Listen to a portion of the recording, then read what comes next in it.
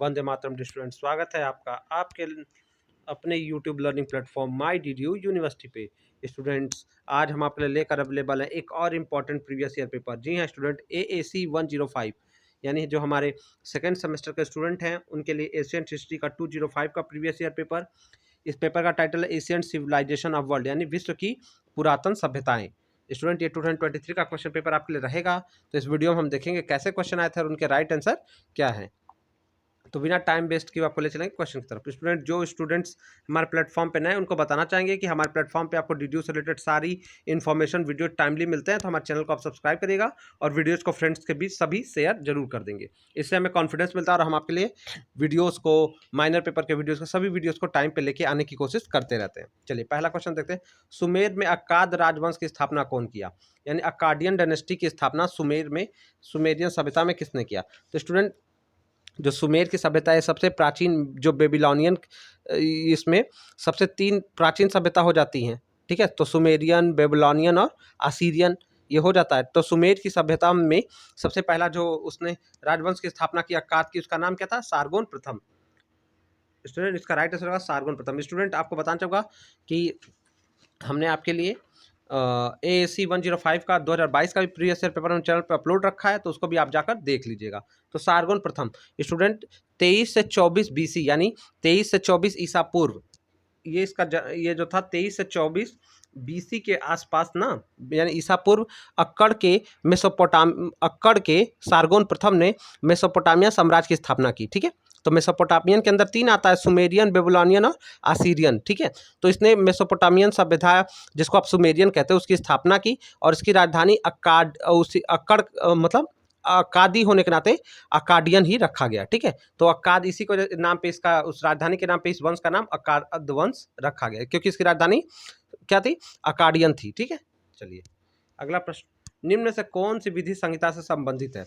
तो स्टूडेंट, विधि संहिता तो बहुत सबसे पुरानी विधि संहिता है हम्मुराबी की है। ठीक है, जो 1754 BC यानी 1754 BC ईसा पूर्व इसका प्रचलन था और ये लिखित सभ्यता है। ठीक है, 6वें राजा हम्मुराबी ने, तो हम्मुराबी तो सबसे प्राचीन हो गई, जिसको बेबीलोन के 6वें राजा हम्मुराबी ने बनवाया था। स्टूडेंट, लेकिन यहाँ से सारगोन प्रथम विधि संहिता से नहीं जुड़ा हुआ है, हेरोडेटस नहीं जुड़ा हुआ है। दुंगी की विधि संहिता जानी जाती है। ठीक है, दुंगी की और हम्मुराबी की 2 विधि संहिता प्रचलित है, तो दुंगी यहाँ पे जुड़ा हुआ है, तो राइट आंसर आपका ऑप्शन सी हो जाएगा, दुंगी। ठीक है, अगला क्वेश्चन, जैसे को तैसा सिद्धांत पर आधारित विधि संहिता है। स्टूडेंट, जैसे को तैसा विधि संहिता तो दुंगी की भी है। देखिए स्टूडेंट, इसमें दुंगी की तो है जैसे को तैसा पे, और हम्मुराबी की भी है। ठीक है, लेकिन जैसे दोनों है स्टूडेंट, इसलिए हमारा ऑप्शन उपयुक्त दोनों होगा, क्योंकि पहले हमें लग रहा था बस दुंगी का ही होगा, लेकिन हमने इसको बाद में रिसर्च करके कंफर्म कर लिया कि हम्मुराबियन की भी व्यवस्था वैसी थी जैसे को तैसा।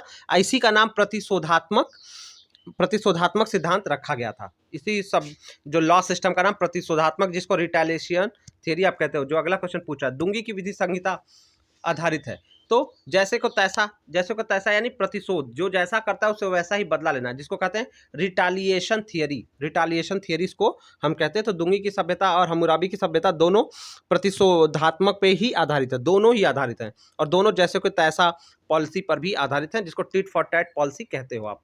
अगला क्वेश्चन, हम्मुराबी की विधि संहिता कहाँ से मिली है, कहाँ से प्राप्त हुई है? तो स्टूडेंट, हम्मुराबी की जो विधि संहिता है तो वो सुमेर, अक्काद, मिस्र और सूजा, तो हम्मुराबी की सुमेरियन से मिली, सुमेरियन सभ्यता सुमेर से मिली है ना, तो राइट आंसर हो जाएगा हम्मुराबी की विधि संहिता कहाँ से मिली है?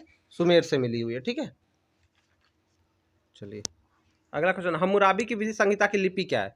स्टूडेंट, जो स्क्रिप्ट ऑफ हम्मुराबी है, जो लॉ कोड है हम्मुराबी का, लॉ कोड उसको बोलते हैं, विधि संहिता को लॉ कोड। तो ये क्यूनिफॉर्म, जिसको किलाक्षर हिंदी में आप कहते हो, इसकी विधि संहिता की लिपि क्या है? किलाक्षर है। ठीक है, तो हम्मुराबी की भी है और सुमेरियन सभ्यता की भी लिपि क्या है? क्यूनिफॉर्म है। ठीक है, तो यही अगला क्वेश्चन पूछा है कि सुमेरियन सभ्यता की लिपि क्या है, तो ये भी किला अक्षर, जिसको जो इसकी जो लॉ कोड है स्क्रिप्चर का, ये किस भाषा में लिपि में लिखा गया है? तो ये क्यूनिफॉर्म में लिखा गया है, और ये भाषा कौन सी थी? अक्काडियन भाषा में लिखी गई थी। किस भाषा में लिखी गई थी? अक्काडियन भाषा में लिखी गई थी। ठीक है स्टूडेंट एक क्वेश्चन को जरा करेक्ट कर लीजिएगा, ऊपर आ जाते हैं, उसको आपको दिखा देते हैं। ये लिखा है हम्मुराबी की विधि संहिता कहाँ से प्राप्त हुई है? तो स्टूडेंट ये सूजा से प्राप्त हुई है। ये हम्मुराबी की जो ईरान का जो आप कह सकते हो कि उन, ठीक है, तो ये ईरान के सूजा से प्राप्त हुई है। ठीक है, इसका राइट आंसर आप करेक्ट कर लीजिएगा कि हम्मुराबी की विधि संहिता कहाँ से मिली है? सूजा से मिली हुई है। ठीक है, सूजा से मिली हुई है हम्मुराबी की विधि संहिता। और ये किस भाषा में लिखी गई है? तो ये अकाडियन में लिखी गई है। और इसकी लिपि क्या है? तो ये क्यूनिफॉर्म, जिसको आप किलाक्षर कहते हो, इसकी लिपि किलाक्षर है। ठीक है, इसको सही कर लीजिएगा। हम्मुराबी की विधि संहिता आपको सूजा से मिली हुई है। ठीक है, 1920 ईसा पूर्व ये मिली थी। 1920 में नहीं, 1920 ईसा पूर्व ये प्राप्त हुई है। मतलब माना गया है कि ये 1920 बीसी यानी ईसा पूर्व की है। और ये कहाँ मिली थी? ईरान के जो सूजा में है वहां मिली थी। ठीक है, जो वर्तमान जगह है। चलिए अगला क्वेश्चन। चलिए, सुमेरियन सभ्यता में लिपि क्या है? तो लिपि तो किलाक्षर ही है, ये मैंने आपको पहले ही बता दिया। किसकी लिपि? किलाक्षर यानी क्यूनी फॉर्म है। ठीक है, सुमेरियन की भी है और हम्मुराबी की भी है। ठीक है, दोनों की लिपि एक ही है। अगला क्वेश्चन, सांग वंश की उपलब्धि क्या थी? तो सांग वंश जो था स्टूडेंट, ये चीनी सभ्यता का एक वंश था। और ये इसने चीन के विकास में बहुत योगदान दिया। इसने लेखन प्रणाली के विकास के साथ साथ इसने किसका विकास करना है? सांग वंश ने लेखन प्रणाली का विकास किया। इसके साथ ही साथ कांसे का विकास, युद्ध में रथ और कांसे के औजारों का प्रयोग भी जो है आपका सांग वंश ही ने ही प्रारंभ किया। तो इसमें लेखन प्रणाली के साथ साथ कांसे के विकास में भी योगदान इसका है, ये भी आप याद रखिएगा।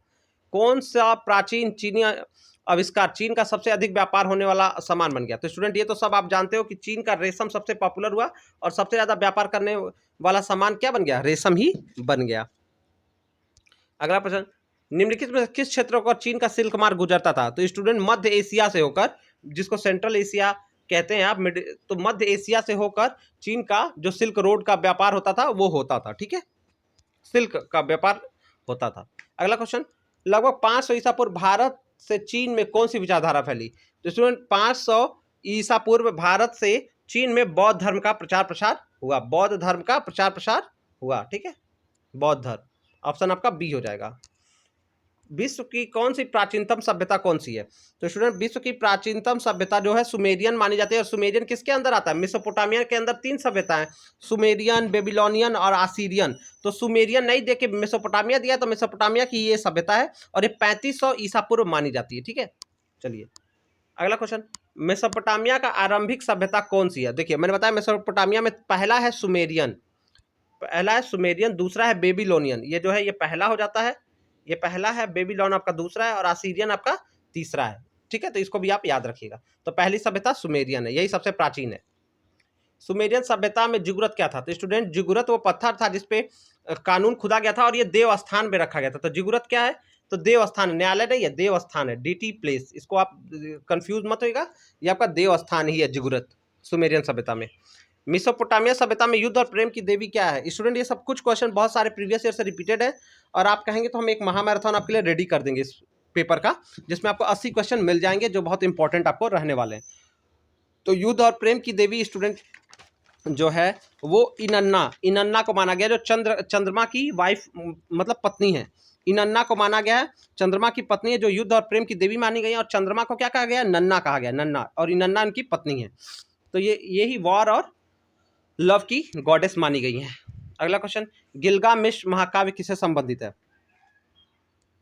तो स्टूडेंट ये जो सुमेरियन मेसोपोटामिया के अंदर सुमेरियन सभ्यता थी उसका एक महाकाव्य है। ठीक है, तो इपिक ऑफ गिलगामेश। ठीक है, और ये मेसोपोटामिया से जुड़ा हुआ है और सुमेरियन रहता तो आप सुमेरियन लगा देते।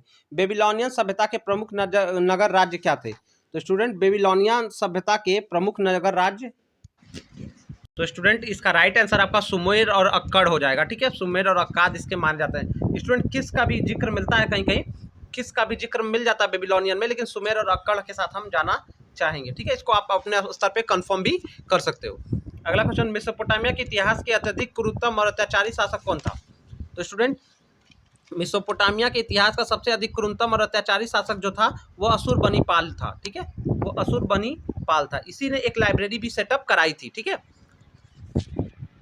तो स्टूडेंट जो सूर्य को कहा गया है वो शमस कहा गया है। और मैंने इनन्ना बताया चंद्रमा की पत्नी को, और नन्ना चंद्रमा को कहा गया है आसीरियन सभ्यता में। तो सूर्य के लिए शमस का प्रयोग किया गया है। ठीक है, तो शमस आपका राइट आंसर हो जाएगा। आसीरियन सभ्यता में कला का चरमोत्कर्ष क्या है? तो स्टूडेंट असीरियन सभ्यता में जो कला जो चरम पे पहुंची थी वो क्या थी, रिलीफ स्कल्पचर के फॉर्म में थी, रिलीफ चित्र जिसको कहते हैं, ठीक है, रिलीफ स्कल्पचर के फॉर्म में थी। भित्ति चित्र से थोड़ा सा ये अलग होता है, ठीक है, थोड़ा समान रहता है लेकिन अलग होता है, ठीक है। तो रिलीफ चित्र थी असीरियन सभ्यता में, कला जो चरमोत्कर्ष पे थी, उसका उत्तर हो जाएगा रिलीफ चित्र।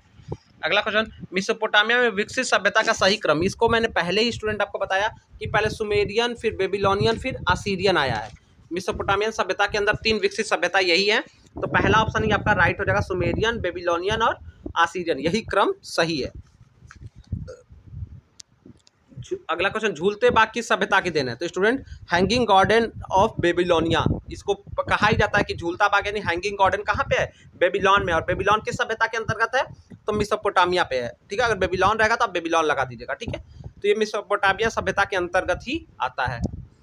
मिस्र के पिरामिड युग के शासकों ने कौन सी उपाधि धारण की, तो मिस्र के पिरामिड युग के शासकों ने को फेरो कहा गया, फेरो, ठीक है, फेरो, फराओ लिखा हुआ है, फेरो इसको बोलते हैं, ठीक है, तो इसको फेरो बोला गया। तो इसका राइट है, मिस्र के शासकों, पिरामिड युग के शासकों को फेरो बोला गया, ठीक है। अगला क्वेश्चन, मिस्र की सभ्यता में मृतकों के शव को सुरक्षित रखने के लिए क्या बनाया जाता था, ये क्वेश्चन तो आप आराम से करते हैं। पिरामिड में ही शव को सुरक्षित रखा जाता था, उसको उसकी शरीर को एक विशेष तरह के तरल पदार्थ से लपेटकर, फिर कपड़े से लपेटकर, उनके खाने पीने और जो हीरे जो मतलब आभूषण उसके कमरे में रख दिया जाता था, और कमरे एक तरह से कब्रगाह हुआ करते थे, ठीक है, कब्र हुआ करते थे।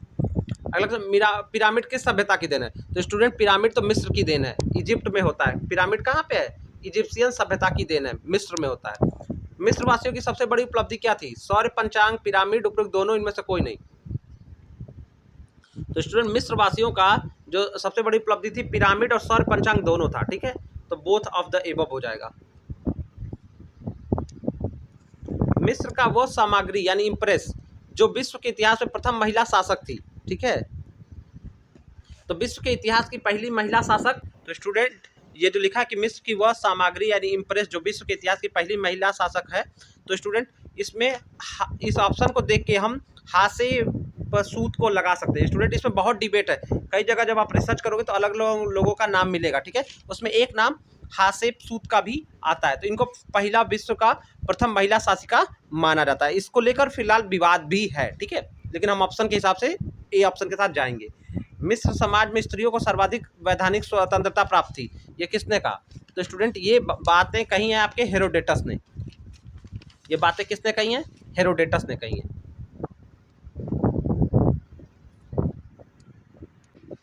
तो ये हेरोडेटस के कथन के बाद अगला क्वेश्चन बढ़ जाते हैं। मिस्र की सभ्यता में रे की उपासना किस रूप में की जाती है, तो रे को क्या माना गया है, मिस्र सभ्यता में रे की उपासना जो है सूर्य देवता के रूप में की जाती है, ठीक है, तो रे को यानी रे मतलब सूर्य की किरण भी आप समझ लो, तो इससे भी आंसर को आप लगा सकते थे, एक अंदाजा लगाकर सूर्य देवता के रूप में इसकी उपासना की जाती है। इखनाटन ने प्रचार किया, इखनाटन ने किसका प्रचार किया, तो स्टूडेंट जो इखनाटन था उसने प्रोपोगेट किया मोनोथियज्म यानी एकलवाद, एक ईश्वर का इसने समर्थन किया, मोनोथियज्म का इसने प्रचार किया, ठीक है, तो राइट आंसर आपका ऑप्शन बी रहेगा। अगला क्वेश्चन, इखनाटन की धार्मिक क्रांति कहाँ हुई, तो स्टूडेंट इखनाटन की जो धार्मिक क्रांति थी, रिलीजियस रिवॉल्यूशन ऑफ इखनाटन, स्टूडेंट इखनाटन की जो ये क्रांति हुई, जो धर्म सुधार वाली ये क्रांति हुई, ये मिस्र में हुई, ठीक है, क्योंकि ये मिस्र का राजा था, ठीक है, इखनाटन भी कहाँ का राजा था, मिस्र का राजा था।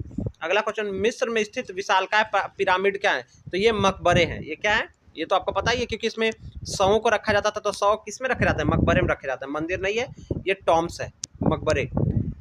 प्राचीन मिस्र में राजा को क्या कहा जाता था, प्राचीन मिस्र में राजा को फेरो बोला जाता था, ठीक है, राजा को क्या बोला जाता था, फेरो बोला जाता था।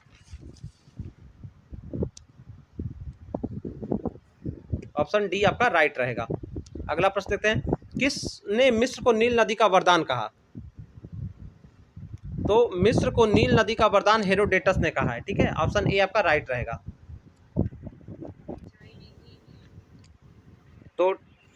तो ये आपका आंसर रहेगा हेरोडेटस, ठीक है। अगला प्रश्न, नील नदी घाटी में विकसित कौन सी सभ्यता थी, तो नील नदी घाटी में मिस्र की सभ्यता विकसित हुई, क्योंकि इसको मिस्र का वो कहा गया, वरदान कहा गया, गिफ्ट ऑफ मिस्र कहा गया, ठीक है, तो इजिप्ट की सभ्यता नील नदी घाटी के किनारे विकसित हुई। किस प्राचीन सभ्यता में प्रत्येक परिवार के पूर्वजों की पूजा की जाती थी, तो स्टूडेंट पूर्वजों की पूजा की जब बात करते हैं तो इसमें से चीन में पूर्वजों की पूजा की जाती है, इसका ज़्यादा प्रमाण मिलता है। ठीक है, तो किस प्राचीन सभ्यता में प्रत्येक परिवार के पूर्वजों की पूजा की जाती है, तो इसका राइट आंसर चीन रहेगा स्टूडेंट। चीन में कौन सा आविष्कार चीन में हुआ था? जल घड़ी, भूकंप मापी यंत्र, कागज, उपरोक्त सभी। तो स्टूडेंट इन सभी का आविष्कार चीन में हुआ था। जो वाटर क्लॉक है, सिस्मोग्राफ है यानी भूकंप को नापने वाला यंत्र है, और पेपर, इस सब का विकास चीन में ही हुआ। किस सभ्यता में रेशम का आविष्कार हुआ? ये बड़ा आसान क्वेश्चन फिर रिपीट कर दिया है। ये चीनी सभ्यता में रेशम का आविष्कार हुआ था। ऑप्शन आपका बी रहेगा राइट। अगला क्वेश्चन, किस सभ्यता में राजत्व को देवत्व की भावना से परिकल्पित थी? तो राजत्व देवत्व की भावना से परिकल्पित थी, ये इसका राइट आंसर ऑप्शन हो जाएगा मेसोपोटामिया में। बी सी वाला आपका राइट आंसर रहेगा। और लास्ट क्वेश्चन आया था, कन्फ्यूशियस निवासी था। तो ये तो प्रश्न पिछले बार भी पूछा गया था, और ये चीनी निवासी था। ठीक है, ये चीन का था, तो चीनी निवासी आपका राइट आंसर हो जाएगा। तो स्टूडेंट इस तरह से हमने आपके 2023 के लिए 40 क्वेश्चन कवर किए हैं। आशा करते हैं वीडियो लेक्चर आपको अच्छा लगा होगा। तो मिलते हैं नेक्स्ट वीडियो में, तब तक स्टूडेंट आपको आपके एग्जामिनेशन के लिए गुड लक। कोई डाउट हो तो आप कमेंट करिएगा, साथ ही आप हमारे व्हाट्सएप टेलीग्राम ग्रुप से जुड़िएगा, लिंक वीडियो के डिस्क्रिप्शन में आपको मिल जाएगा।